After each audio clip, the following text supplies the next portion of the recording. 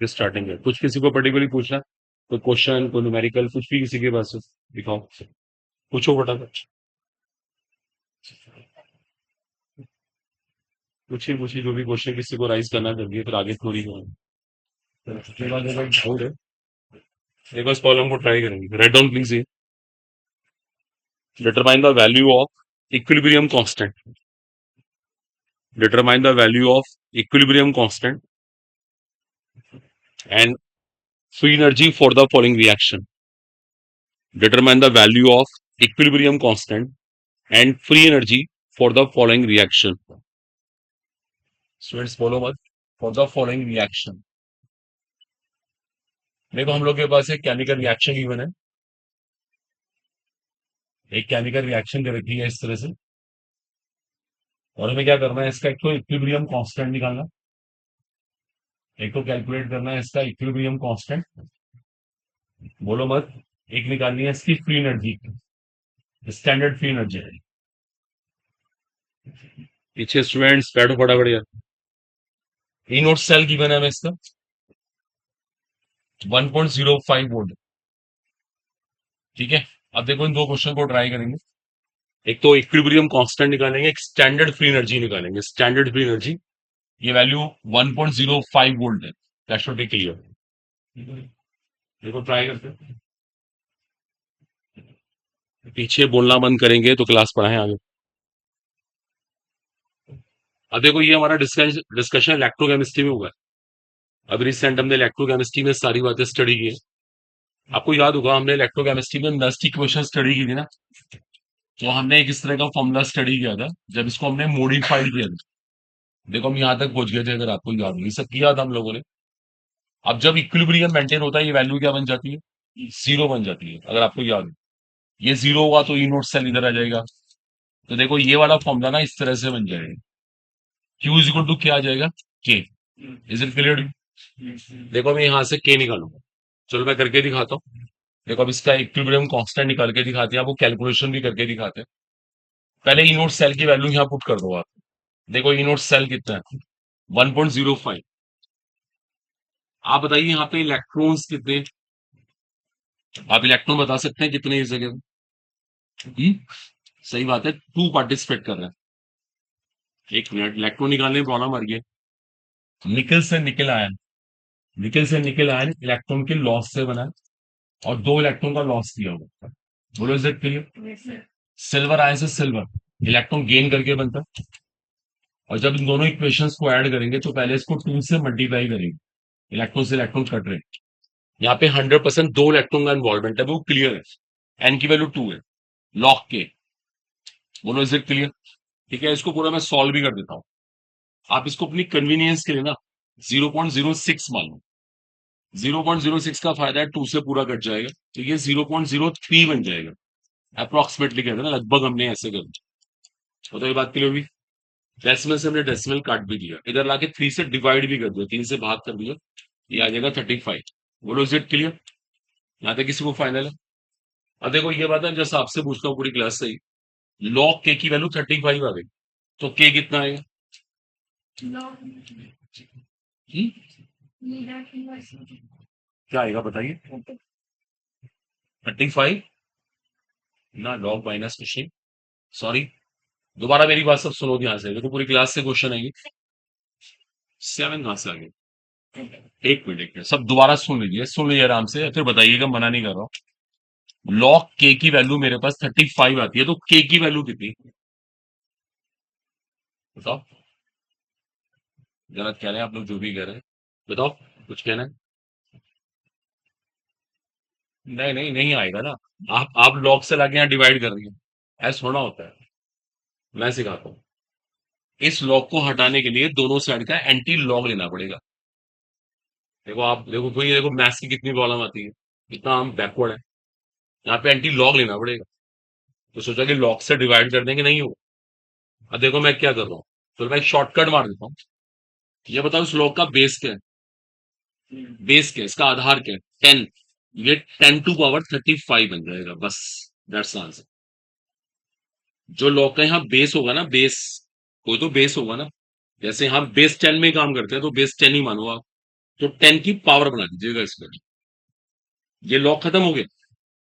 ये लॉ खत्म हो गया जब ये 10 की पावर बन गया। Is it clear? अभी रुक जाओ, एक मिनट रुक जाओ। Matter of chance log x की वैल्यू 8 आ गई, तो एक्स कितना हुआ? यहाँ का जो यहाँ बेस है ना, उसकी पावर वो बन जाएगा। दैट्स ऑल, ये कह रहा हूं मैं आपसे। क्लियर हो गया आपको? तो ये इसका आंसर देखो, आपके सामने ये नीट में आ सकता है। ये चीजें उनको पूछने का राइट है। ये एलिमेंट्री मैथ्स वो आपसे एक्सपेक्ट करते हैं, ये नहीं कि हम कर ही नहीं सकते, हम तो मैथ्स वाले स्टूडेंट नहीं। फिर लास्ट में सॉल्व कैसे करेंगे? जो भी यहाँ बेस होगा, कोई तो यहाँ बेस होगा ना, हम बेस 10 भी करते हैं, तो 10 की पावर इसको बना दीजिएगा। कहने का मतलब ये। आई बात सबको समझ? देखो हमने, शायद इनको ये प्रॉब्लम भी आई होगी, हमने के निकाली। एक बात और है, देखो अब एक चीज और सुनो, एक अभी एक पॉइंट और भी होता है। जैसे आपके सामने अभी ये चीज आ गई, देखो मैं यहाँ कर दूं थोड़ा सा डिफरेंट तरह से। अभी आपके सामने ये वैल्यू आ गई, लॉग के कितना आ गया? 35। पता है मैथ्स क्या कहता है? हमें दोनों साइड का एंटी लॉग लेना चाहिए। एंटी लॉग, लॉग का एंटी क्या होता है? Anti log. जब मैं दोनों साइड का एंटी लॉग लूंगा ना, देखो मैंने इसके ऊपर एंटी लॉग ऑपरेशन लगा दिया, उधर भी एंटी लॉग ऑपरेशन लगा दिया। दोनों साइड लगाना पड़ता है ना एंटी लॉग, एक साइड नहीं कर सकते आप। अब क्या हुआ? लॉग का एंटी, एंटी लॉग, तो ये तो खत्म हो गया। ये चीज तो खत्म हो गई ना। जब मैंने लॉग का एंटी कर दिया, एंटी का मतलब उसका उल्टा विपरीत, देखो ये खत्म हो चुका। तो वो तो के ही बन गया। और उसका एंटी लॉग क्या होता है? 10 पावर 35। आपको एंटी लॉग टेबल आती है? एनसीईआरटी सबके पास है। अभी आपको उसका एंटी लॉग निकाल के दिखाते हैं। एंटी लॉग टेबल देखना सिखा देते हैं, कैसे वो सारणी देखी जाती है। एनसीईआरटी के पीछे होती है लॉग एंटी लॉग, वो भी देखना सीख सकते थे। लेकिन अब क्या होता है, सिखा देते हैं, हम सिखा देते हैं, 1 मिनट का काम है। मुश्किल काम नहीं है, आप सब बुक्स लेकर आया करें। देखो आज क्लास लेने का टाइम था, जितने स्टूडेंट्स नहीं तो कुछ नया नहीं कराना, तो इससे के डाउट ले लेते हैं। तो ये 10 पावर 35 बनेगा। अब तो आप शॉर्टकट समझ गई ना, तो आगे से याद रखना इस चीज। ये सब चीजें देखिए प्रैक्टिस में लाइए आप, वरना तो वहां पे ही सब गलत होना है। फिर हम कहाँ से सिलेक्शन एक्सपेक्ट कर लेंगे? क्योंकि हम प्रिपेयर हो गए नहीं गए, तैयारी हमारी पूरी है नहीं, हम सोच रहे हैं हम कंपटीशन क्रैक कर देंगे, कैसे कर देंगे? अब डेल्टा जी नॉट निकालो। ये कैसे निकाला जाए? Minus N F C nought. अब बताइए, एन की वैल्यू कितनी है? तो एफ की वैल्यू 96500, ये 1.05, इसको सॉल्व कर दीजिए, आंसर आ जाएगा। एग्री? इसको सिंप्लीफाई करना है तो सिंपल कैलकुलेशन आप कर लेंगे आराम से। तो बस आसान है। तो एक छोटा सा क्वेश्चन था, एक बच्चे का बता दिया। और कुछ किसी को पूछना? जरूरी नहीं इस चैप्टर से, किसी के पास कोई जनरल टॉपिक भी हो तो वो भी पूछ सकते हैं, आपको क्वेश्चन लेकर आया।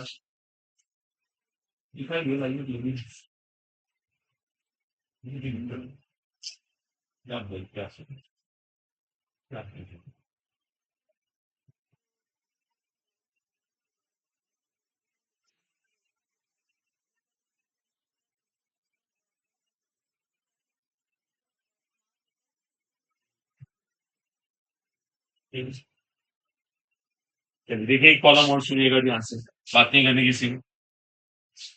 देखो देखो सुनो, 1 मिनट। चलो एक रिएक्शन हो रहा है, इसको उठाएं अब। ये क्लियर हो गया? एक केमिकल रिएक्शन लेंगे सर इस तरह से ना। मेरे पास एक आयन है, इसको साइनाइड कहते हैं, साइनाइड। इसने अपने आप को कार्बन डाइऑक्साइड, नाइट्रेट, आप जेई एस्पिरेंट है क्या? Doesn't matter। ये सब रिएक्शन, ये रिएक्शन लिख लीजिए सब लोग। यहाँ पे जो एन है ना, एन, ये एन पता लगाना है। ठीक है, इसको डिवाइड 10 से भी करना है, कोई बात नहीं, हम ये एन निकालेंगे। एन यहाँ पे नंबर ऑफ इलेक्ट्रॉन्स है, ये एन निकालना है हमें। ठीक है, हमें किसी ने एक रिएक्शन प्रोवाइड किया, बेसिकली हाफ रिएक्शन है ये, हमें इसमें एन निकालना। चलिए एक चांस मैं आपको देता हूं, आप करके देखो इसमें एन कैसे निकाला जाएगा।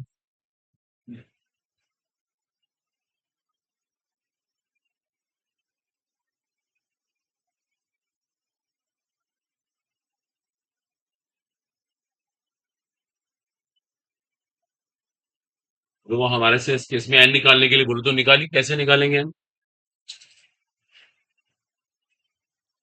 ये हाफ रिएक्शन है, हाफ, इसको अर्ध अभिक्रिया बोलते हैं ना। इसमें एन निकालना है, एन नंबर ऑफ इलेक्ट्रॉन्स है। आया को आंसर?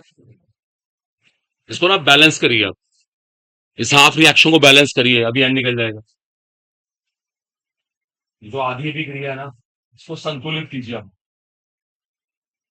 बैलेंस करने में पहले कार्बन को बैलेंस करिए, फिर ये रिएक्शन नहीं है कंप्लीट, तो सोचे कि एन फैक्टर रेशियो वैसे तो कोनो मोल्स रेशियो कर देंगे, वो नहीं चलेगा। ये आधी रिएक्शन है, सिर्फ आधी। इसको ऐसे करिए हिट एंड ट्रायल से, वॉइस किसी की आवाज ना आए बिल्कुल भी।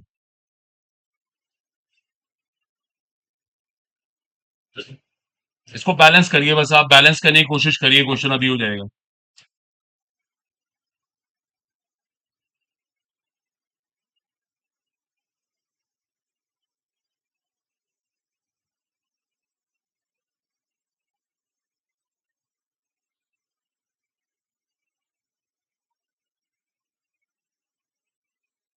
यहाँ पे एक कार्बन है, यहाँ भी एक कार्बन है, बैलेंस है।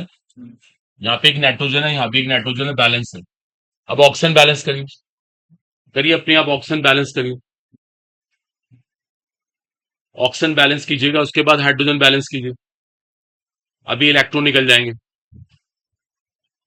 कार्बन नाइट्रोजन तो ऐसे ही बैलेंस है, वो तो अपने आप ही हुए हुए हैं।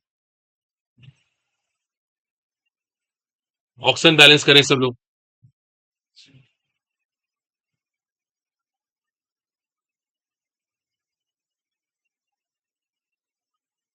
कितने ऑक्सीजन आ रहे हैं इस साइड बताइए? 5। तो इधर क्या लगाएंगे आप? 5H2O। इधर कितने हाइड्रोजन? उधर कितने आएंगे? 10H+ आए। देखिए, अब यहां तक आप देखिएगा, इतने से पार्ट को देखिए, आपके सब एटम बैलेंस हो गए। Is it clear? कार्बन भी बैलेंस, नाइट्रोजन भी balance, oxygen balance, hydrogen balance. अब चार्ज बैलेंस कीजिए, बताइए इधर नेट चार्ज कितना है, इसको देख के बताइए, इन तीनों को देख के नेट चार्ज कितना है? नेट चार्ज बोलिए ना, कितना है?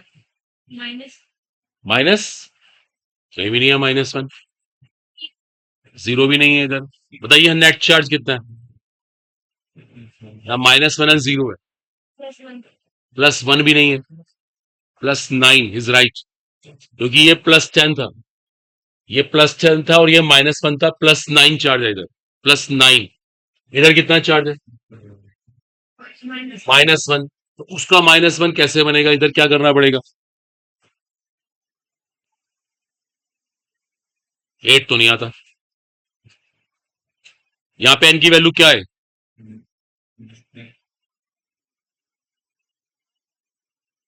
तुम पॉसिबल सोच के बताइए, n की वैल्यू 1 भी नहीं आ रही। उधर n की वैल्यू बताइए, तभी बैलेंस हो पाएगा। हमें इलेक्ट्रॉन पता लगाने हैं कितने। सही कह रहे हैं, 10 आएगा। देखो इज राइट। अब आप चेक कर लीजिए, बड़ी कॉमन सी बात है। इधर नेट चार्ज कितना है? -1। इधर नेट चार्ज कितना है? ये +10 था, ये +10, +10 -10 से कैंसिल होगा, तो ये -1 तो बचेगा। इधर भी नेट चार्ज -1, इधर भी -1, इधर भी -1, रिएक्शन बैलेंस। मैं ये तो चेक कर रहा था, जो इधर चार्ज है इधर चार्ज बराबर होने चाहिए, अब बराबर हो गया, तो एन की वैल्यू 10 आ गई। शायद वो एन को 10 से डिवाइड ही करवा रहे हैं, तो आंसर 1 रिपोर्ट कर देंगे, अलग बात हो गई। आया आपको समझ? चार्ज देखिए ना, चार्ज का पता लगा लीजिए, क्वेश्चन अपने आप हो जाएगा। ये भी एक सिंपल सा डाउट था एक बच्चे का। और किसी के पास कोई क्वेश्चन, किसी ब्रांच से कोई भी डाउट पूछ सकता है, कोई भी, जितनी हमने फिजिकल अभी तक किया है सो फार, कोई भी न्यूमेरिकल हो किसी के पास, कोई भी कॉन्सेप्चुअल क्वेश्चन दिखाओ है आपके पास डाउट, पूछिए फटाफट। जो बॉयज किसी को पूछ रहा तो आप भी पूछ सकते हैं, मुफ्ती अभी आपके पास।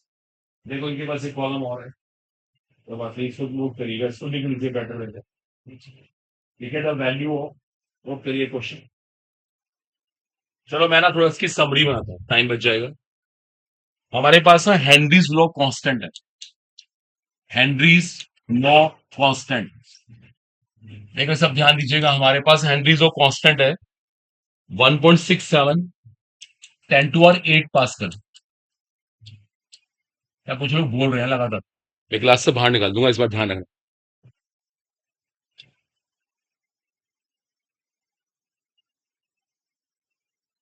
CO2 गैस को हम पानी में डिसॉल्व कर रहे हैं, दैट शुड बी क्लियर। और एक इंटरेस्टिंग बात और है, हमें ये पता लगाना है the amount of carbon dioxide in 500 ml of soda water, in 500 ml of soda water at 2.5 atmospheric pressure at 298 Kelvin। NCERT से डायरेक्ट क्वेश्चन है, बहुत अच्छी कॉलम है, डिजर्विंग है, आने के पूरे पूरे चांसेस रहते हैं। हेनरी जो कांस्टेंट चैप्टर सॉल्यूशन में सीखा था हम लोगों ने, सॉल्यूशंस उसका टॉपिक है ये, कोई बात नहीं, हेनरी जो हमने वहां पढ़ा था। हमारे पास हेनरी जो कांस्टेंट है, CO2 गैस को पानी में डिसॉल्व किया हुआ है, और हमें ये पता लगाना है particularly amount of carbon dioxide in this ml of soda water at this pressure at this Kelvin। देखो एक चांस मैं आपको देता हूं करने के लिए, वो आप इससे करना चाहता है करके देखो। अभी सबको हेनरी का स्टेटमेंट याद है, उसका फॉर्मूला याद है, तो आप ट्राई कर सकते हैं।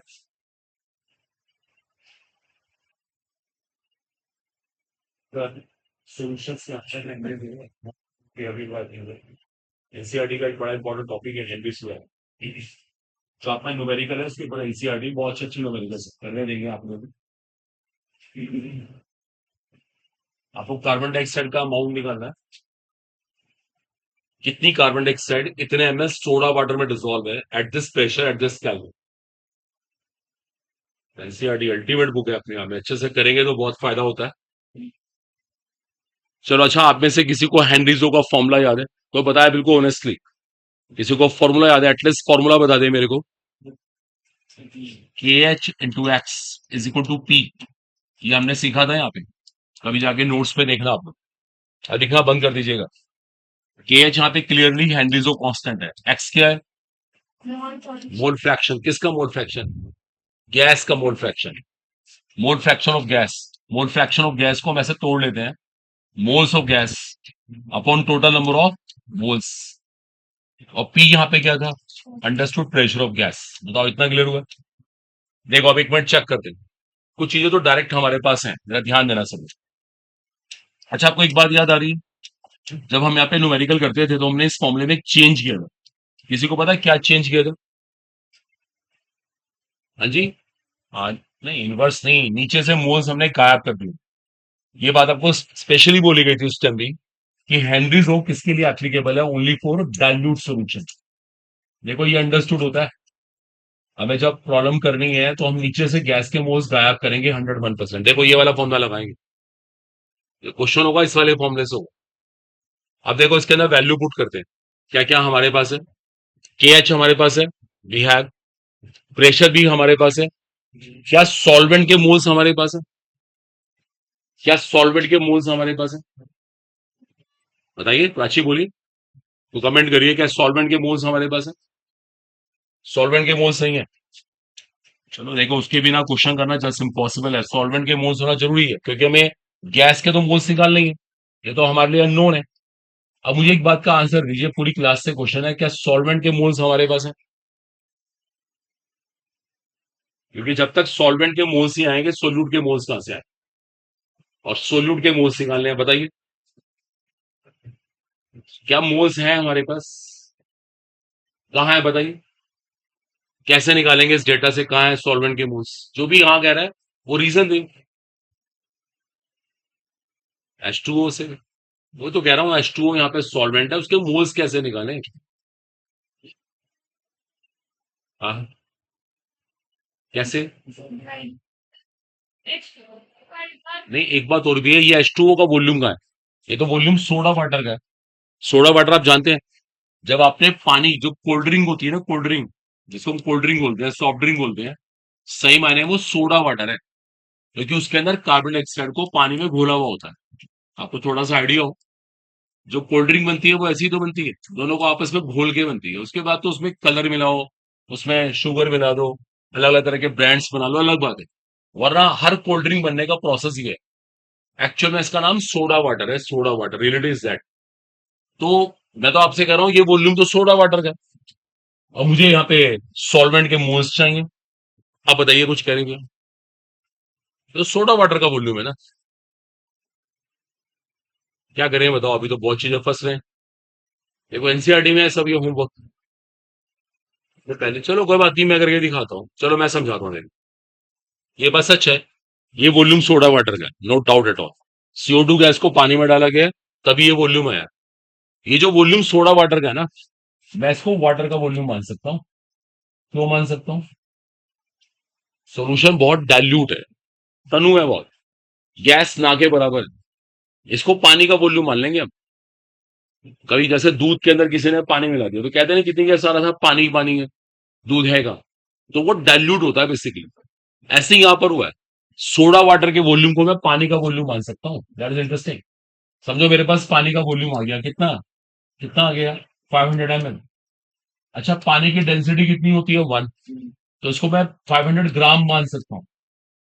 आ रहा है सबको समझिए? ये बातें अंडरस्टूड है क्वेश्चन में, किसी को कहने की जरूरत नहीं पड़ेगी, क्योंकि हेनरीज हो एप्लीकेबल डाइल्यूट सॉल्यूशन के लिए। तो मैंने वॉल्यूम ऑफ सोडा वाटर को वॉल्यूम ऑफ वाटर माना, पानी की डेंसिटी 1 से उसको ग्राम बना दिया। अब मैं डायरेक्ट मोल्स निकाल सकता हूँ। कैसे निकालूंगा? मास अपॉन मोलर मास, इसको डिवाइड बाय 18 कर देंगे। बताओ ये क्लियर हुआ? अब सब कुछ हमारे पास अवेलेबल है, देखो मैं करके दिखाता हूँ, आंसर भी निकालता हूँ। के एच की वैल्यू है 1.67 10⁸ पास्कल। गैस के मोल्स मुझे निकालने हैं, सॉल्वेंट के मोल्स पे निकाल के आ चुका हूं 500/18। बोलो इज इट क्लियर? अब मुझे यहाँ पे प्रेशर रखना पड़ेगा पास्कल में, कंडीशन है पास्कल में। किसी को पता है एक एटमोस्फेयर में कितने पास्कल होते हैं? एक एटमोस्फेयर में 1.01 10⁵ पास्कल होती है। देखो ये बातें आपको याद क्यों नहीं है? क्योंकि आपने प्रैक्टिस नहीं कभी करी। वे लोग बिल्कुल ही टच नहीं करते बुक्स को, कैसे सिलेक्ट होंगे। एक एटमोस्फेयर में इतने पास्कल, तो ये जो प्रेशर एटमोस्फेयर में था इसको पास्कल बनाना पड़ेगा। मैं इसको लिखूंगा 2.5 इंटू 1.01 10⁵। बोलो इज इट क्लियर? अब इसको सॉल्व करना है बस, यहां से गैस के मोल्स निकल के आएंगे और ये आपका आंसर हो। बताइए सब एग्री हो गए? देखो ये सब पेन लेने पड़ेंगे और ये सब एनसीईआरटी स्टैंडर्ड है। अगर आपसे बहुत ज्यादा ना होता ना कि मैं बहुत पढ़ नहीं सकता, मेरे बस का नहीं है, तो एनसीईआरटी अच्छे से कर ली। एनसीईआरटी से बाहर आ गया। अब एनसीईआरटी में तो कमांड बनाओ, देखो 2-3 बार आज डाउट पूछे, सारे एनसीईआरटी के डाउट। एनसीईआरटी में डिट्टो क्वेश्चन है, डिट्टो, ये बिल्कुल वहां प्रॉब्लम है।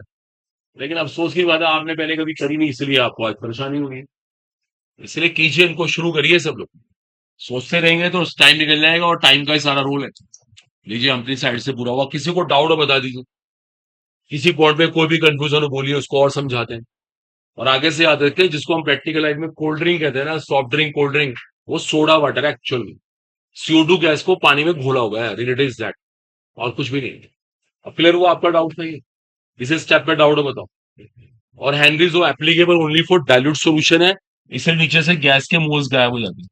क्या हम एक छोटी सी एनसीईआरटी नहीं कर सकते?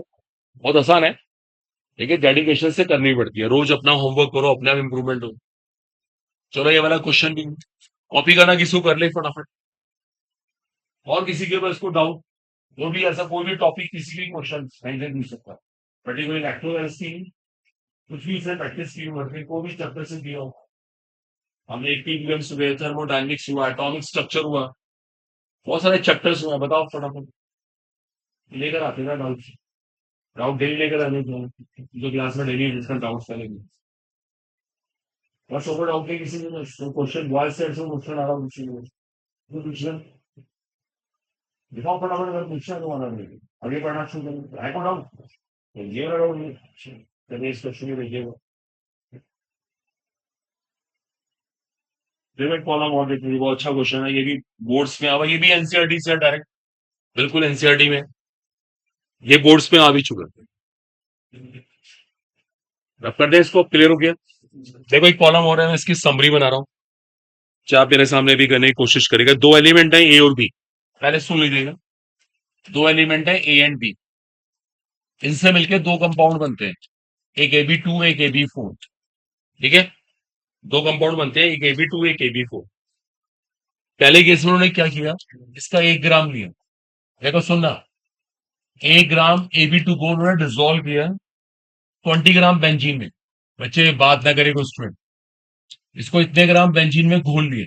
सुनते रहिए तभी समझ आएगा।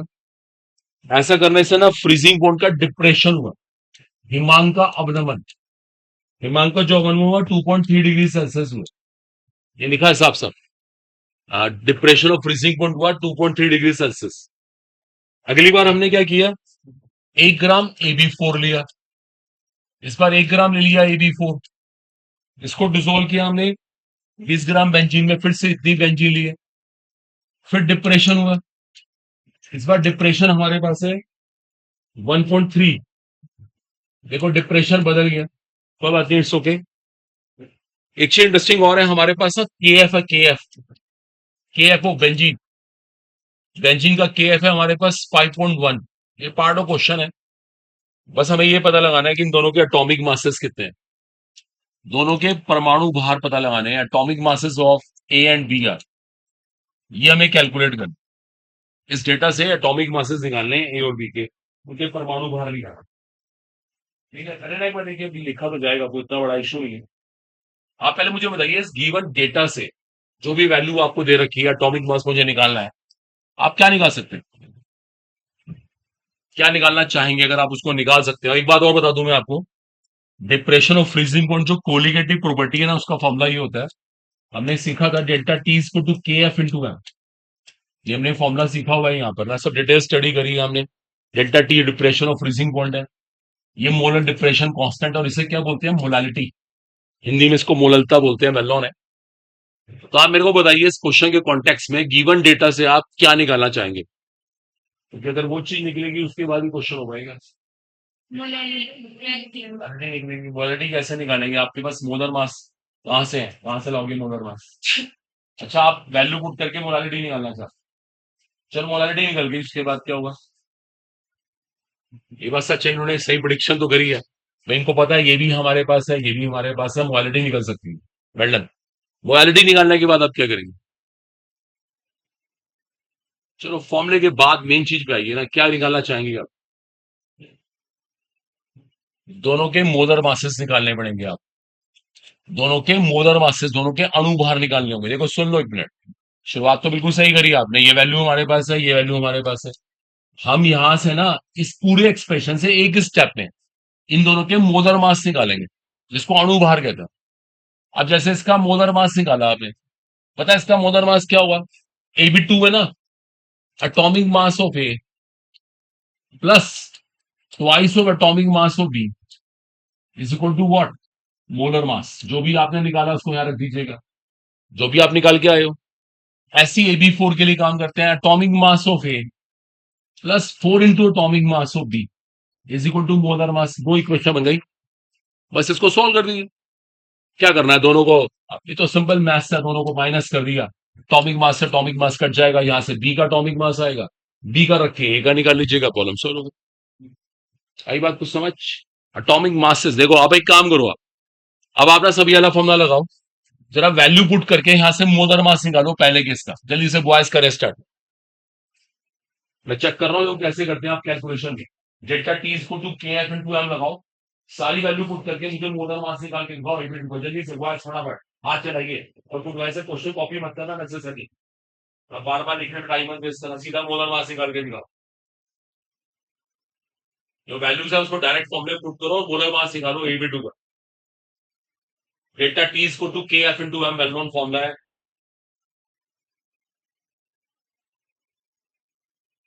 डेल्टा टी इसको two K F into M, value put करिए और मोलर मास निकाल के दिखाइए।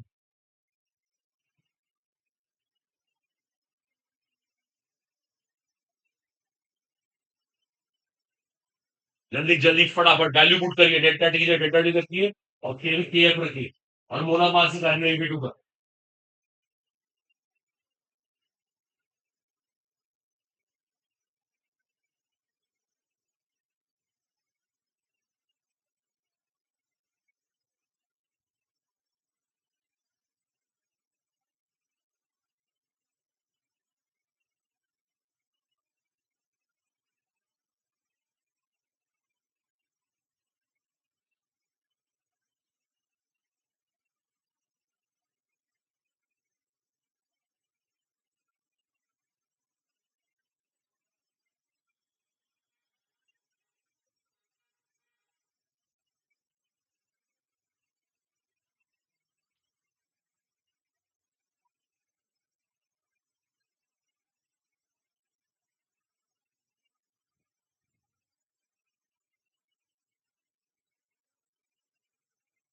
सारा किसी ने मोलर मास,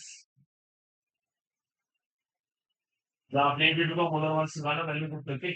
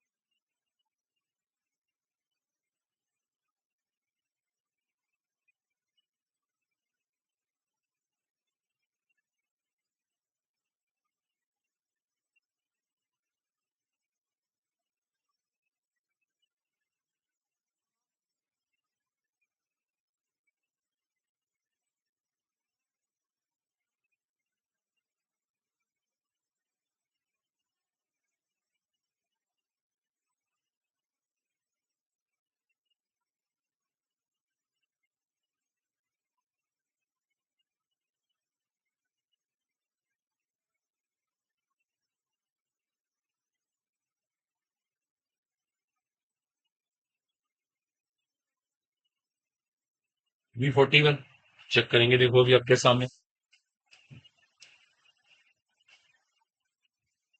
और किसी ने निकाला मोलर मास AB2 का? फिर एक बच्चे ने 41 निकाला, बाकी और किसी का? 53 पॉइंट समथिंग हो सकता है। अब एक का 41 है, एक का 53 पॉइंट समथिंग, और भी बॉयज गर्ल्स बैठे हैं, वो भी अपना आंसर बताएं। 90, 22। चलो अभी अब देख लीजिए, इतना डिफरेंसेस आ रहे हैं। और कोई, किसी और को रिप्लाई नहीं है? देख लीजिए आप कौन कौन सा ट्रैक पे चल रहे हैं, कौन सा कंपटीशन निकालना है यार। डेल्टा टी की वैल्यू 2.3 है। के एफ हमें पहले ने गिवन है 5.1 है। मैं यहाँ से ना मोलालिटी को ब्रेक कर रहा हूँ। मोलालिटी क्या होती है? क्या होती है मोललता को, मोललता की डेफिनेशन बताया बॉयज साइड से। सिर्फ मोललता की परिभाषा बता दीजिए, परिभाषा क्वेश्चन मैं करके दिखा दूंगा। बताइए हमजा किसे कहते हैं, मोलालिटी क्या होती है, मोललता परिभाषा पूछ रहे हैं, आप बता दीजिए। आता है में से किसी को बताओ। 1 लीटर में होता ही नहीं मोललता, कभी ऐसे डिफाइन ही नहीं होती, मोलरता होती है। आपको पता है मोललता क्या होती है? ठीक, वो तो होती है, उसकी डेफिनेशन बताओ, चलो बताओ।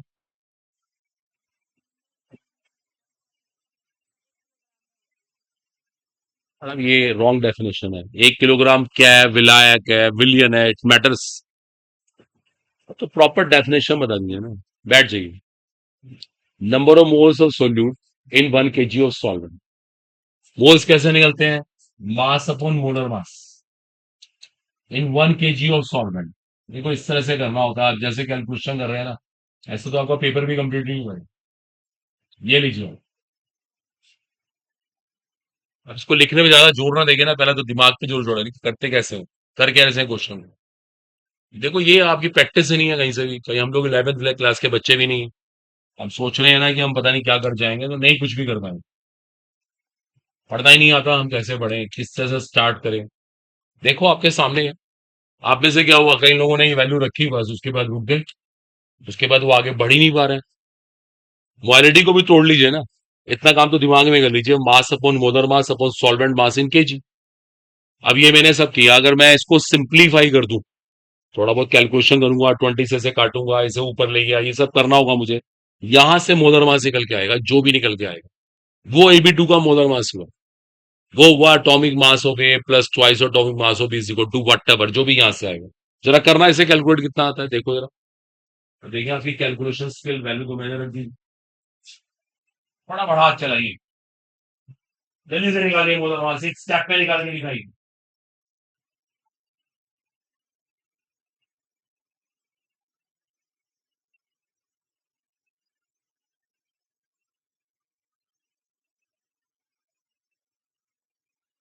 जल्दी करिए इसको सिंप्लीफाई फटाफट, क्विक।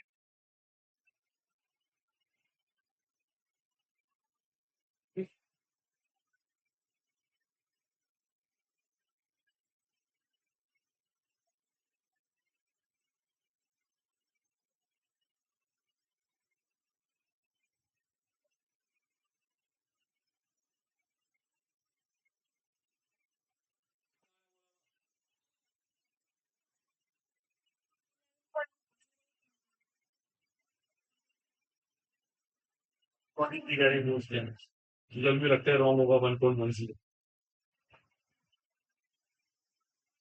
किसी का 11 पॉइंट समथिंग आ रहा है, किसी का 1.10 आ रहा है। देखिए फटाफट कितना आता है।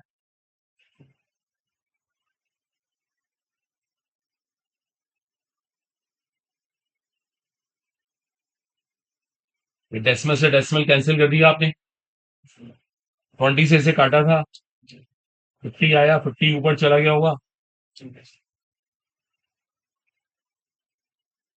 ये आ रहा है देखो आपके बस, बोलर मास को इधर ले आते हैं।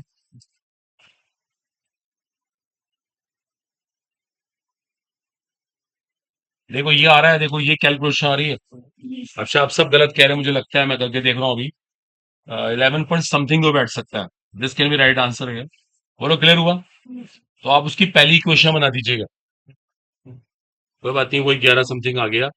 तो अटोमिक मास हो गए प्लस ट्वाइस अटोमिक मास हो गई इक्वल टू 11 पॉइंट समथिंग। ऐसे ही आप दूसरे के लिए निकालेंगे, AB4 के लिए निकालेंगे, फिर उसको सॉल्व करेंगे। बोलो आया कुछ समझ? ये इसकी अप्रोच है। अब देख लीजिए आपका स्टैंडर्ड कहाँ जा रहा है। क्या ऐसा का पढ़ना नहीं, प्रैक्टिस बिल्कुल नहीं करनी है, घर पे सोचना नहीं, तो फिर किस तरह से काम करेंगे? क्या अंडरस्टैंडिंग बनी?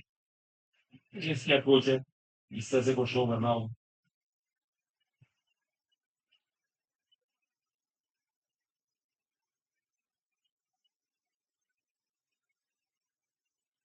सेटिस्फाइड ना?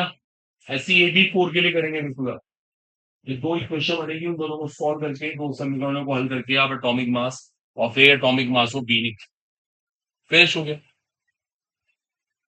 चलिए और कुछ किसी को पूछना? ठीक है, प्रैक्टिस, हर चीज का सोल्यूशन प्रैक्टिस है। ये नहीं मैटर करता हम हिंदी मीडियम से पढ़े हैं, हमें नहीं आता, या इंग्लिश में पढ़ा है, CBSE, सब कुछ नहीं होता। पढ़ने से सब कुछ होगा। अब नहीं पढ़ेंगे तो हम पीछे रह जाएंगे, वो नहीं पढ़ेंगे तो वो पीछे रह जाएंगे। तो हम लोग सब क्या है, प्रैक्टिस ही नहीं करते, घर जाके एक क्वेश्चन ट्राई नहीं करते, दिमाग हमने अपना खुद ही खराब कर लिया, वो चल ही नहीं रहा, क्योंकि प्रैक्टिस नहीं रहना, हैबिट ही खत्म हो गई है। वो गुणा भाग करना, वो कैलकुलेशन करना भूल गए, पहाड़े भी याद नहीं होंगे शायद हमें, कभी हमने एफर्ट्स ही नहीं करे। देखो आप, मतलब ये बड़ा अफसोस की बात होगी। चलो ठीक है, नीट नहीं करा तो क्रैक होता, कुछ तो लाइफ में कर जाएंगे, वो भी नहीं हो पा रहा, उसके भी हम खुद रिस्पॉन्सिबल है। चलो खैर छोड़िए, और कुछ किसी को पूछना, और कोई क्वेश्चन किसी के पास, वो गर्ल्स बॉयज, और कोई डाउट, कोई MCQ, कोई भी क्वेश्चन कहीं से राइज कर ले, किसी ब्रांच से पूछ सकता है वो फटाफट। अब ये भी देखो अच्छा इंडिकेशन नहीं किसी के पास डाउट ना होना, क्योंकि हमने कभी घर प्रैक्टिस नहीं करी, डाउट कहाँ से आए? जो पढ़ेगा उसको डाउट्स भी आते हैं, ये नेचुरल है बिल्कुल। हम लोग भी स्टडी करते हैं, हमें डाउट्स होते हैं। देखो एक क्वेश्चन और ट्राई करते हैं, देखो एक क्वेश्चन और ट्राई करेंगे, इसकी भी समरी दे रहा हूं मैं। मेरे पास एक एक केमिकल रिएक्शन है, देखो एक केमिकल रिएक्शन ये है, बात मत करिए, पहले इसको समझ लीजिए फिर आप ट्राई करना। इसका KP दिया हुआ है, KP किसको बोलते हैं बताना? बॉयज साइड से बोले KP क्या चीज होती है, बट इस KP, इस KP का मतलब बताओ, कैफ, इस KP का मतलब बताओ, किसी को पता है KP क्या चीज आप बताना चाहते हैं? अब तो क्लास में आते ही रहते हैं यूजुअल। तो ये KP क्या है, KP से हम क्या रिप्रेजेंट करते हैं केमिस्ट्री में? बताओ गर्ल्स साइड में से किसी को पता, लास्ट 3 रोज, KP का मतलब बताइए, MS कॉलेज स्टूडेंट, क्या मतलब है इस KP का? What is KP means? किसी आप कल टीचर बन गए, किसी बच्चे ने आपसे पूछ लिया मैम व्हाट इज KP, तो आप क्या डिफाइन करेंगे? बताइए जल्दी से, आपकी क्लास में डेली आती है, क्या आउटपुट है बताओ? KP is what? Equilibrium constant terms of partial pressure. क्या इसका KP है हमारे पास? If at equilibrium, if at equilibrium, if at equilibrium the pressure of carbon monoxide is 140, 140 into, देखो ये डेटा दे रखा है वट एवर, अभी इसको हम समझ लेंगे, किसी की आवाज आए बिल्कुल भी। If at equilibrium pressure of carbon monoxide is 140 times of, 140 times of pressure of carbon, ऐसे लिखा हुआ है, देखो जो बुक में लिखा है ऐसा सच मैं नोट कर देता हूं, इसका मीनिंग आप खुद समझेंगे। और अब हमारे से ये बोला हुआ है, then total pressure of gases at equilibrium is, then total pressure of gases at equilibrium is, ठीक है, इसको नोट कर लीजिए इस तरह से आप,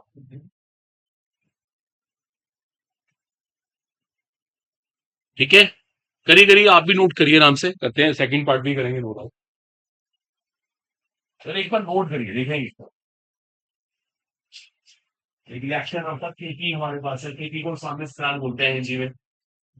इफ एट इक्विलिब्रियम, जब साम्यावस्था आई, जो कार्बन मोनोऑक्साइड का प्रेशर था ना, वो 140 टाइम्स था प्रेशर ऑफ कार्बन डाइऑक्साइड। ये बड़ी इंपॉर्टेंट बात है। Then total pressure of gases at equilibrium, साम्यावस्था पर गैसों का कुल दाब क्या होगा, ये पता लगाना है। Total pressure of gases at equilibrium. अब करिए सब बॉयज का थोड़ा मन से, हिम्मत से करेंगे तभी होगा, और मन से करिए, मेन चीज ये दिमाग में ये होना चाहिए क्वेश्चन कर रहे हैं।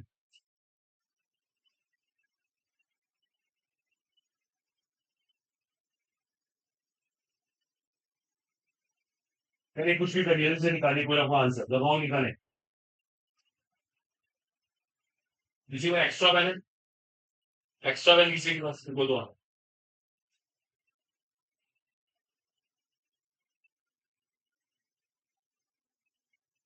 इसे करके दिखाइए इस क्वेश्चन को। Total pressure of gases at equilibrium, जब साम्यावस्था आई तो कुल दाब कितना था? कुल दाब कितना था? गैसों का कुल दाब पता लगाना है।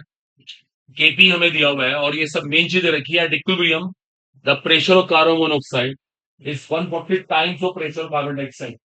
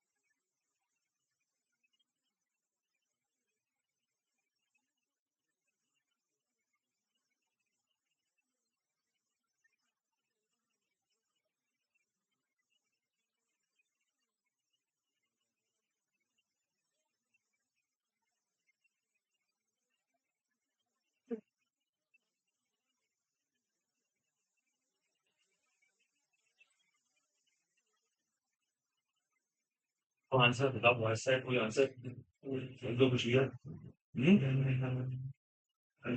देखो मैं करके दिखाता हूँ। देखिए फर्स्ट तो बोलना, अब बोलो मत, फर्स्ट स्टूडेंट मैं करके दिखा रहा हूँ। देखो यहाँ पे जो केपी का एक्सप्रेशन बनता है, अच्छा बताओ केपी का क्या एक्सप्रेशन बनेगा? Pressure of carbon monoxide square upon pressure of carbon dioxide. Is it clear you? ये नहीं आएगा बिकॉज ये कौन है? प्योर सॉलिड, ये नहीं आएगा। अब देखिए मैं ना इसको सॉल्व करूंगा, जरा ध्यान देना। ये केपी कितना है? 63। देखो सुनो, मैं देखो इनकी वैल्यू रखूंगा और बात मत करे बिल्कुल। देखो देखो मैं ये प्रेशर ऑफ कार्बन मोनोऑक्साइड है इसको हटा रहा हूं। इसको हटा रहा हूं किससे? 140 into pressure of carbon dioxide का square. Is it clear you? Upon pressure of carbon dioxide. देखो एक प्रेशर ऑफ कार्बन डाइऑक्साइड यहां से कट गया, ठीक है, क्या बचा? 63 इंटू 140 का स्क्वायर। बोलो ये मैथ्स क्लियर हुआ आपको? इसको आप सॉल्व कर सकती हैं। यहां से क्या निकल के आ गया? Pressure of carbon dioxide. जो भी वैल्यू आएगी, कोई तो वैल्यू आएगी, उसको रख दीजिए यहां पर आप। तो क्या निकल जाएगा? Pressure of carbon monoxide. अब दोनों का प्रेशर आपके पास आ गया। आपको क्या चाहिए? टोटल प्रेशर एट इक्विलिब्रियम, दोनों का प्रेशर का क्या कर देंगे आप? सम कर देंगे। Is it clear? उनका सम कर देंगे। सबको आ रहा है समझ? दोनों को जोड़ना है, टोटल प्रेशर निकल जाएगा। हुआ था आप लोगों से नहीं?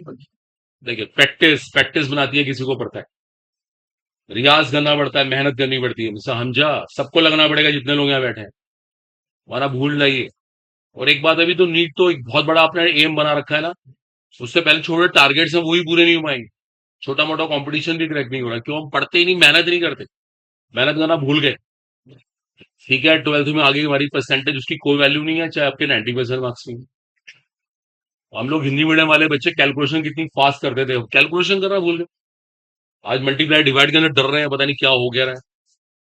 क्या है? कोशिश ही नहीं है, मन से हमारा एक इन्वॉल्वमेंट ही नहीं है कि हम 100% करके दिखाएं। देख लीजिए, आपका फ्यूचर है। फिनिश हो गया, क्लियर? और बताइए, कोई डाउट था आपके पास? देखो, जो पढ़ेगा उसको प्रॉब्लम्स आएंगी, जो पढ़ता नहीं है उसके पास डाउट्स कहां से आए? एक और रिएक्शन देखिएगा, इससे एक क्वेश्चन है, एक केमिकल रिएक्शन हो रही है, और देखिए अभी भी टाइम है, अभी कोई हम रेस में से बाहर नहीं है, अभी भी रेस में आ सकते हैं अगर अभी एफर्ट्स करें। अब शायद कल से लीव स्टार्ट हो जाएंगी, तो एक हफ्ता ये नहीं आप पूरा इतना फेस्टिवल में एंजॉय है, सारी स्टडी खराब करें। पढ़ना है, मेहनत करनी। 3-4 दिन बाद जब भी आप आए, प्रॉब्लम से करना है, आपको टाइम दिया करेंगे, बार बार आपसे कहता हूँ। लेकिन मुझे लगे तो सही, बच्चे करने वाले हैं। बच्चे कुछ करते ही नहीं, फिर बेकार सीधा पढ़ा के घर जाओ।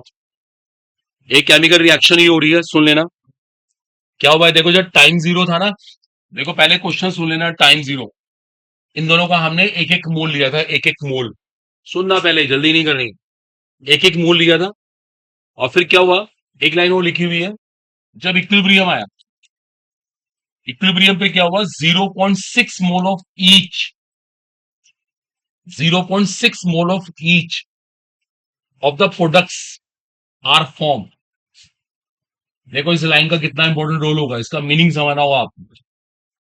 जब इक्विलिब्रियम आया ना, 0.6 mole of each of the products are formed. The equilibrium constant is, ये लीजिए, आराम से क्वेश्चन को नोट करिए, इस सेंटेंस का मीनिंग समझिए और के निकाल के दिखाइए। ट्राई बस करके देखो, सब सामने इस तरह निकालना है।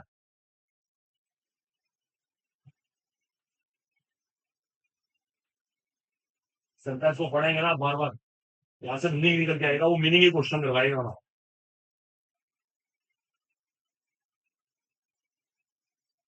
देखिए, हार्ड वर्क से सब कुछ होता है, इतना तो है ही नहीं कॉम्पिटिशन, अभी भी कह रहे हैं आपके टाइम, और आप ऑर्गेनिक नॉलेज तो समझ नहीं पाए, तो फिर भी थोड़ा बहुत क्लियर हो जाता है। अब वो तो मैं कराने आ भी नहीं था, बट फिर भी जो भी कराएगा आप पता नहीं क्या क्या हो जाएगा।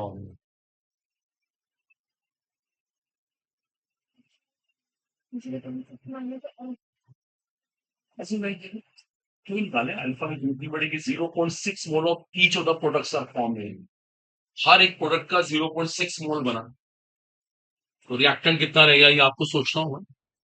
एक मिनट करके देखो, अब मैं आप बताता हूँ।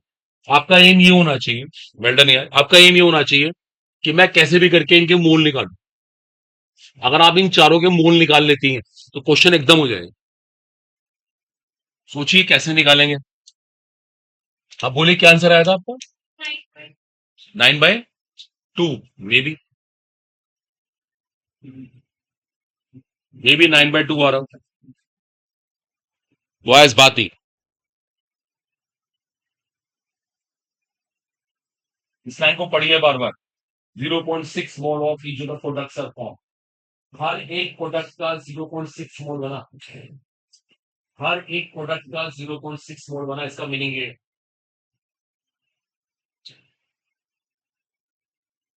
जो भी हमारे पास प्रोडक्ट था ना, हर एक प्रोडक्ट का 0.6 मोल बना क्वेश्चन के अकॉर्डिंग।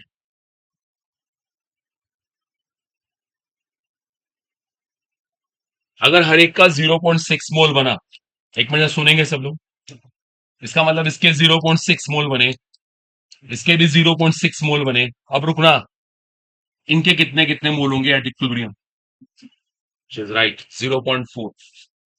उसके पीछे रीजन है, नहीं 0.4 गया, क्योंकि जब 1 में से 0.6 गया होगा तभी तो ये 0.6 बना होगा। एक मिनट, ये 1 से 1 नहीं बना, देखिए ध्यान से, जब तक इसका 0.6 नहीं आएगा ये 0.6 नहीं बना होगा। ऐसे इसका भी 0.6 किया होगा तो 0.6, मतलब कहने का मतलब है इन दोनों का 0.6 बनने के लिए इनका 0.6 गया होगा, तो कितना इनका रह गया होगा? Is it clear? सोचिए, तभी तो ये ऐसा हुआ होगा, वरना ये होता ही ना। अब वो अल्फा की कोई जरूरत नहीं है। एक बात अभी और सुन लेना, हमें निकालना है इक्विलिब्रियम कांस्टेंट कंसंट्रेशन के टर्म्स में। तो इन सबकी सांद्रताएं चाहिए, हमें इन सबकी कंसंट्रेशन चाहिए। और पता है सांद्रता के लिए क्या चाहिए होता है? वॉल्यूम, आयतन। बस यहां पे देखो ना, कहां पे ध्यान है प्लीज। वॉल्यूम तो गिवन ही नहीं है, आयतन गिवन नहीं है। बिना आयतन के मैं सांद्रता कैसे निकालूं? बोलो कुछ, प्राची बोलो क्या करेंगे अब? बोलो, आयतन गिवन कहा है, आपने कैसे निकाला? वॉल्यूम तो गिवन नहीं था। करेक्ट करेक्ट, सबका वॉल्यूम वी मान लिया था और वो वी सबका कट गया, कैंसिल हो गया।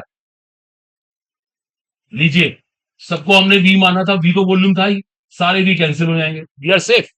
ये भी इस क्वेश्चन में एक इंटरेस्टिंग बात थी। 36 बाई कितना हुआ? 16। 16 ये तो हो रहा है ना? ठीक है, आगे तो आप सिंप्लीफाई करें ना, ठीक है ना? नो डाउट ये 9/4 इज राइट आंसर है, अबेंडन। करेक्ट। बोलो क्लियर हुआ है? भाई जागे हुआ है, उठो। डाई, मर गए कल सीरीज वन, कुछ कर ही नहीं सकते, कुछ नहीं आता हमें। और किसी के पास कोई डाउट, कोई क्वेश्चन, कोई प्रॉब्लम दिखाइए अपने क्वेश्चन, आप पूछ सकती हैं। जैसे बुकलेट है जो भी है, इसमें से कोई पेपर में से प्रॉब्लम पूछो आप फटाफट, कोई भी क्वेश्चन हो। आज क्वेश्चन ही कराने हैं। हाँ दिखाइए, एक मार्क रखे हैं आपने, बहुत बढ़िया। सीमेंट का गुणांक निकालना है, सतुलॉन की संयोग होने की प्रतिशतता निकालनी है, अंतर गुणांक निकालना है, गुणांक निकालना है, तो बहुत मुश्किल निकालनी है। आप कहीं उनके सिंपल सा पॉइंट का देखो आंसर। इनके पास एक डाउट है, कोई भी क्लास में बता सकते हैं, इसको हटा दें हम। ये तो कॉपी कर लिया, बस आप कॉपी करते रह जाओगे, समझोगे नहीं। आप मुझे एक बात का सिंपल सा आंसर देखो, पूरी क्लास से क्वेश्चन है तभी एक डाउट हो पाएगा। सब अटेंशन पे करो। वॉइस साइड से पूछते हैं, आपको तो डाउट है, आप आराम से बैठना। किसी को हमारी क्लास में पता है कि ऑस्मोटिक प्रेशर कैसे निकालते हैं? हिंदी में कहते हैं परासरण दाब। वॉइस साइड से पूछे, वॉइस में से किसी को पता हो ऑस्मोटिक प्रेशर का एक डायरेक्ट फॉर्मूला था, सूत्र जिसे कहते हैं, डायरेक्ट सूत्र। किसी को आता है? किसी को फॉर्मूला पता है? देख लीजिए, फॉर्मूला ही नहीं पता हमें यार। बड़ा सिंपल सा फॉर्मूला है, गर्ल्स को पता है, पीछे लास्ट में 4 गर्ल्स बैठी है लास्ट रो में, ये दोनों गर्ल्स आगे पता है, आशा मोड़ी क्या बोलते हैं, सॉरी, एमएस कॉलेज। पता है आपको फॉर्मूला ऑस्मोटिक प्रेशर ना? आप बीएससी कर रही हैं, आप फॉर्मूला नहीं पता? आप तीनों में से किसी को पता है? Pi is equal to C R T, good. एक बार देखिए और सुन लीजिए, आगे से ना ये वाला फॉर्मूला मत बताया करें, इसके अंदर भी करेक्शन करिए आप। अभी भी इस फॉर्मूले में कमी है बहुत बड़ी। हाँ, आईसीआरटी बोला करो, pi is equal to ICRT. आगे से फॉर्मूला है pi is equal to ICRT, ये मत लिखिए इसको नेसेसरली। कितनी बार लिखा हुआ है ये दिमाग में याद क्यों नहीं होता? क्या है इसके अंदर बताओ, 2 बार बोलते हैं ऐसे हट जाता है, pi is equal to ICRT. अब P is equal to NRT से मामला बना, कहाँ है आप लोग? इतना लेवल डाउन हो चुका। अब देखिए हमारे पास क्वेश्चन क्या है, अब आप कैलकुलेट करिएगा। अकॉर्डिंग टू क्वेश्चन मेरे पास एक ना, जस्ट अ मिनट, 0.0103 ये वैल्यू है। इतना मोलर सॉल्यूशन है, मोलर, मोलरता इसे कहते हैं। टेम्परेचर कितना है? 27 डिग्री सेल्सियस। और सबसे इंपॉर्टेंट है इसका ऑस्मोटिक प्रेशर, प्रासरण दाब इतना है। वेंट ऑफ गुणांक निकालना है, लीजिए ये है क्वेश्चन, कितना सिंपल। आपको भी शायद फॉर्मूला याद नहीं है, तो भी आपने लगा रखे हैं pen pencil, no problem. Solve करना फटाफट, निकालना रहा यहां से, निकालो आप भी करो स्टार्ट। फॉर्मूला अपनी सारे प्रॉब्लम फॉर्मूला बनेंगे, निकालो यहाँ से आई फटाफट। और बार बार वहां से कॉपी नहीं करना, सीधा फॉर्मूला रखो यार, आप भी फटाफट। इतना स्लो काम करते हो आप, पहले चारों वैल्यू लिखोगे उसके बाद है ना।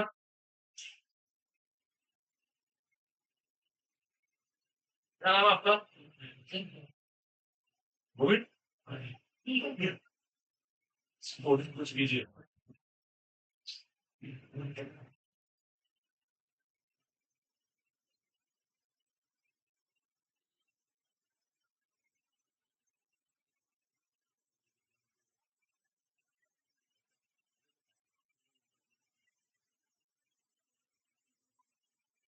शुरू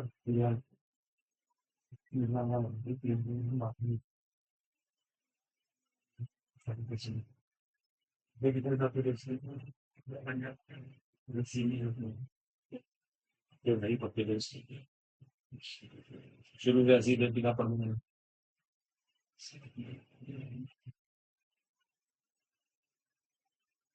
आर की वैल्यू नहीं आ रही उनको। ये तो कौन यही मैंने क्वेश्चन दिया बताओ गर्ल साइड आर की वैल्यू कितनी है बताइए 8.314 इनपुट कर सकते हैं। ये प्रेशर किसमें है ये प्रेशर एटमोस्फेयर में है। वो तब होता है अगर प्रेशर पास्कल में होता है।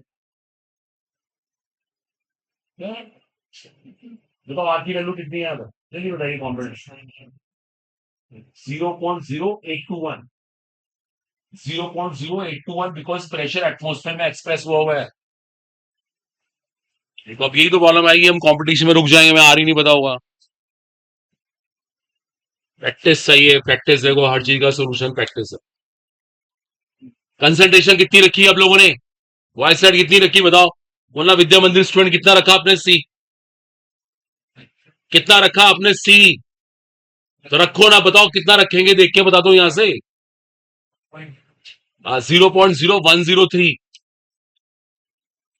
आर की वैल्यू बोलो कितना आर बताओ आप बताओ 0.0821 और टेम्परेचर कितना है एक मिनट आप बताओ टेम्परेचर कितना है प्राची की फ्रेंड टेम्परेचर कितना रखूं 27 पीछे बैठी कितना रखे टेम्परेचर रॉन्ग दोनों गलत कह रही हैं अब आप बताइए कितना रखे इनको बोलने दो कितना रखे टेम्परेचर आप बताइए कितना रखे टेम्परेचर वाई क्यों 327 क्यों ना रखे क्योंकि ये क्या है एब्सोल्यूट टेम्परेचर है केल्विन में होना चाहिए। अब इतनी बुरी तरह से पिट के आएंगे ना अपना चेहरा पहचान नहीं पाएंगे तब पिटा जाएगा। ये आप लोग खुद ही पिटने के मूड में जा रहे हैं कुछ है ही नहीं पता।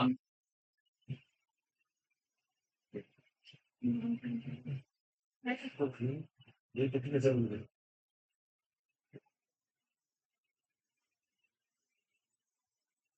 कहाँ से गेट वाला आपका नाम क्या है Faizan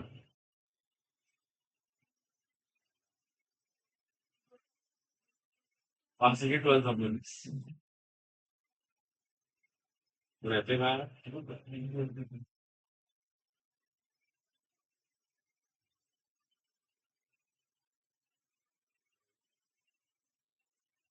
54 was 54 during the activity this year in chlorine using current this year time पता लगा शायद इसको तो ये अपन एफआईडी कर रहे हैं फ्राइडे जो लॉस बहुत इंपॉर्टेंट होते हैं अब करेंगे आगे बड़ा फॉर्मूलाज को रिवाइज करो delta T is equal to Y into K F into M delta T is equal to Y into K into M एक बार फॉर्मूला नोट कर लो मतलब उनको लर्न करोगे ना तो बहुत इजी पड़ता है।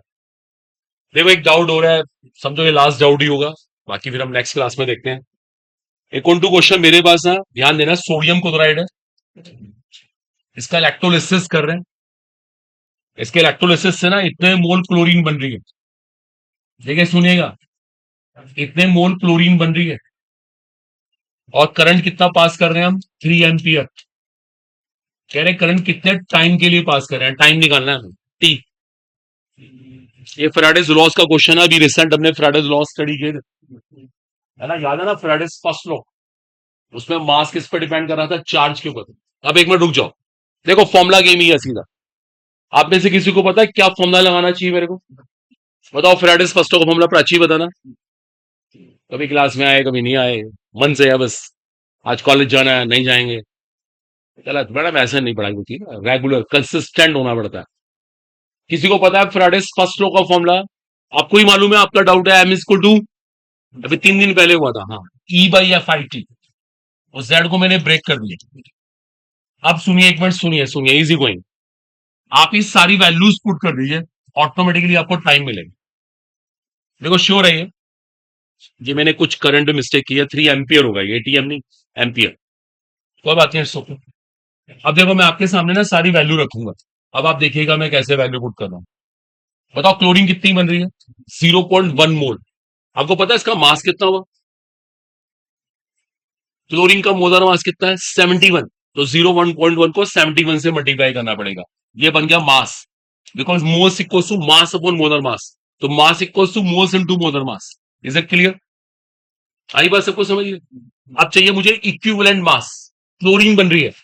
एक मिनट रुक जाना सब लोग, जरा इस केस को देख के बताओ, क्लोरीन का एन फैक्टर बताओ कितना है? कितना है इसका एन फैक्टर? बोलो कितना एन फैक्टर है इसका, क्योंकि मुझे निकालना है equivalent mass, that is molar mass upon N factor. इसका एन फैक्टर बताओ कितना है? व्हाट वाज एन फैक्टर बताओ पहले, एन फैक्टर कहते हैं किसको है?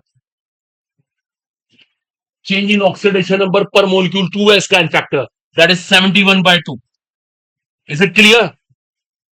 सोचो, molar mass upon N factor 71/2, F96500। Current कितना है? 3 एम्पियर। यहां से टाइम निकल जाएगा श्योर, और किस में आएगा? सेकंड्स में आएगा। अगर बहुत बड़ी वैल्यू है तो उसको मिनट्स में, आवर्स में कन्वर्ट करेंगे। बोलो इज इट क्लियर? क्या स्टैंडर्ड है? कुछ भी नहीं, एनसीईआरटी लेवल। लेकिन क्लियर क्लियर करना पड़ेगा कि मुझे फॉर्मूला लगाना है, मास कैसे निकालूं। अब इस पर मास गिवन है, मोल्स गिवन है। We know very well moles equals to mass upon molar mass. आप यहां से मास निकाल सकती हैं। बोलो बच्चे, क्लियर हुआ? अब आया आपको समझ? तो देखिए, सब अपना पढ़ने का तरीका बदले, रोज अपना होमवर्क करें। बहुत मतलब इतनी बड़ी लापरवाही चल रही है, समझ नहीं आ रहा कैसे सेलेक्ट होंगे लोग। मेहनती नहीं है, पहली बात तो मेहनत ही नहीं करना जानते, कैसे पढ़ना होता है, क्या करना है। तो ये हो गया ठीक से। और बताइए, कुछ और किसी को पूछा? डॉक्टर डॉट वॉइस सेट को तो ही डाउट हो आपके पास? क्या आपके पास वो क्वेश्चन? इधर बैठे हमारे विद्या मंदिर वाले स्टूडेंट को डाउट हो आपके पास? है?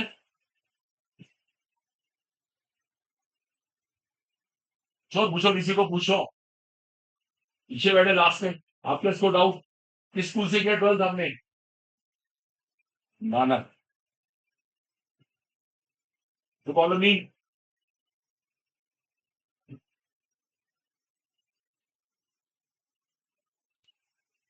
ठीक है, फिर नेक्स्ट क्लास में करते हैं बाकी।